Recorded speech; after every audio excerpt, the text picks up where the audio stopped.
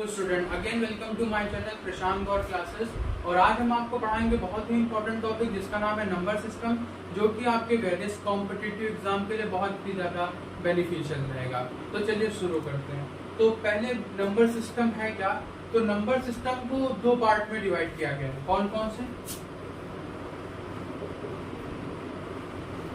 तो जो पहला पार्ट है वो हमारा है रियल नंबर, और जो दूसरा पार्ट है वो हमारा है इमेजिनरी नंबर।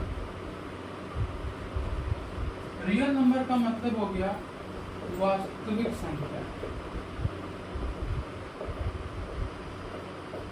और इमेजिनरी नंबर का मतलब हो गया काल्पनिक संख्या। अब इन दोनों के बीच में क्या अंतर है?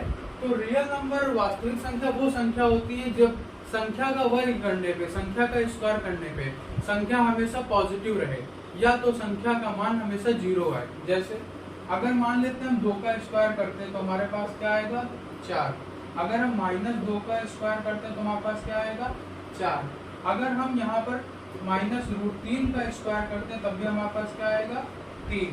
अगर 0 का स्क्वायर करते हैं तो हमारे पास क्या आएगा? 0। तो यहाँ पर आप देख सकते हैं कि सारी की सारी संख्याएं पॉजिटिव हैं और एक संख्या हमारी 0 है। तो यदि संख्या पॉजिटिव और 0 आती है तो वो हमारी होती है रियल नंबर, यानी वास्तविक संख्या। अब बात करते हैं इमेजिनरी नंबर। काल्पनिक संख्या वो संख्या होती है जब किसी संख्या का वर्ग करने पर वो संख्या हमारी निगेटिव आए। जैसे अगर हम यहाँ पर ले लेते हैं रूट में -2 का वर्ग, तो हमारे पास क्या आएगा? -2। अगर हम ले लेते हैं रूट में -3 का होल स्क्वायर, तो हमारे पास क्या आएगा? -3। अगर हम ले लेते हैं रूट में -5 का स्क्वायर, तो हमारे पास क्या आएगा? -5। और एक बहुत ही इंपॉर्टेंट नंबर है जो कि हमारा 1 है। -1 का अगर स्क्वायर करते हैं तो हमारे पास आएगा -1। ये दोस्तों इंपॉर्टेंट इसलिए है क्योंकि इसको एक पर्टिकुलर नंबर हमने आई माना है, -1 यहाँ पे। ये आई क्या है? ये आयोटा से आया है, IOTA, जिसे हमने आई, ये आयोटा है आई, -1 = आई। तो रियल नंबर और इमेजिनरी नंबर में ये अंतर रहा। तो स्टूडेंट्स अब देखते हैं टाइप्स ऑफ रियल नंबर, मतलब वास्तविक संख्याओं के प्रकार। तो सबसे जो पहला इसमें आता है वो आता है हमारा प्राकृतिक संख्या, जिसे हम लोग बोलते हैं नेचुरल नंबर। प्राकृतिक संख्या क्या होती है? जो संख्या 1 से शुरू होती है और अनंत तक जाती है, मतलब ऐसी संख्या जो 1 से लेके अनंत तक जाती है, जिसका कोई मान ही नहीं। दूसरा पूर्ण संख्या। पूर्ण संख्या का मतलब होल नंबर। होल नंबर में क्या होगा? ये भी अनंत तक जाएंगे, बस इसमें क्या होगा? 0 भी लग जाएगा। तो 0 से लेके अनंत तक जितनी संख्याएं होंगी वो सब हमारी पूर्ण संख्या में हो जाएंगी। तीसरा पूर्णांक संख्या, जिसे हम लोग बोलते हैं इंग्लिश में इंटीजर्स। तो जो पूर्णांक संख्या होंगी इनको एक रेखा पे प्रदर्शित किया जाता है, एक नंबर लाइन पे रिप्रेजेंट किया जाता है, जो कि ये है हमारी। तो यहाँ पे बीच में हमारा 0 रहता है, और दाएं तरफ जब बढ़ेंगे तो हमारे पास सारे प्लस के नंबर आएंगे, पॉजिटिव नंबर, और जब दाएं जाएंगे लेफ्ट साइड तो हमारे सारे नेगेटिव इंटीजर्स आएंगे।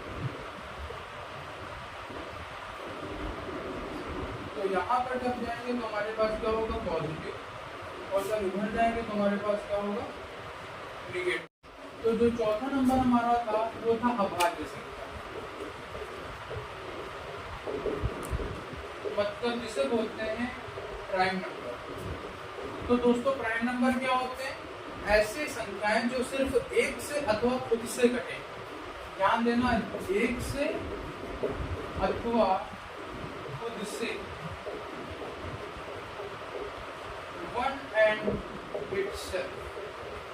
जैसे अगर हम बात करें 2 की, तो 2 के जो गुणक होंगे वो या तो 1 होगा या तो 2 क्या होगा? खुद होगा। तो इसलिए ये हमारी कैसी संख्या होगी? अभाज्य संख्या। जैसे 3 है, 3 का गुणक या तो 1 होगा या तो 3 खुद होगा। जैसे 5 का गुणक 1 होगा या तो 5 खुद होगा। जैसे 7 का गुणक 1 होगा या तो 7 खुद होगा। तो ऐसी संख्याएं जो एक से अथवा खुद से कट जाए, ऐसी संख्या हमारी होती है प्राइम नंबर। लेकिन एक ध्यान देने वाली बात है कि एक जो होता है वो अभाज्य संख्या नहीं है। ध्यान दीजिएगा, एक अभाज्य संख्या नहीं है।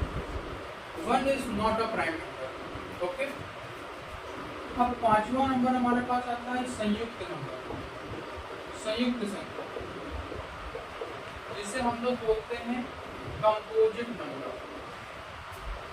तो ये क्या होता है? ऐसी संख्या जिसका एक अथवा खुद के अलावा एक और गुणक हो। जैसे मान लेते हैं हम 4, तो 4 जो है वो 1 से भी कटता है, 2 से भी कटता है और 4 अपने आप से भी कटता है। तो इसलिए ये क्या हो जाएगी? एक संयुक्त संख्या हो जाएगी। जैसे 6 1 से भी कटता है, 2 से भी कटता है, 3 से भी कटता है और 6 खुद से भी कटता है। तो ये हो जाएगी संयुक्त संख्या। जैसे 8 1 से भी कटता है, 2 से भी कटता है, 4 से भी कटता है और 8 से भी कटता है। तो जो छठी संख्या हमारी अब आएगी वो आएगी सम तथा विषम संख्या, यानी इवन और ऑड नंबर। तो ये सबको पता ही होगा, सम संख्याएं ऐसी संख्याएं जो कि 2 से विभाजित होते हैं, हो जाए सम संख्या कहलाती। जैसे 2 4 6 8 10 12 14 16 ऐसे आगे क्वांटिटी। विषम संख्याएं क्या होती हैं? ऐसी संख्याएं जो 2 से विभाजित न, विषम संख्या कहलाती। जैसे 3 5 7 9 11 13 15 17 डैश डैश डैश। अब बात करते हैं आगे 7 नंबर की, जो कि हमारा है परिमेय संख्या, जिसे हम लोग इंग्लिश में बोलते हैं रेशनल नंबर। तो ऐसी संख्या जो कि p/q के रूप में लिखा जा सके। ये p/q क्या है? ये हमारा अंश है और ये हमारा हर है। मतलब ये हमारा हो जाएगा न्यूमरेटर और ये हमारा हो जाएगा डिनोमिनेटर। कोई भी फ्रैक्शन ले लेते हैं, जैसे एग्जांपल में हमने ले लिया 1/4, 3/5, 7/8, 9/11। ये सभी की सभी कैसी संख्या है? परिमेय संख्या है। उसके बाद फिर हमारा आ जाता है 8वां नंबर अपरिमेय संख्या।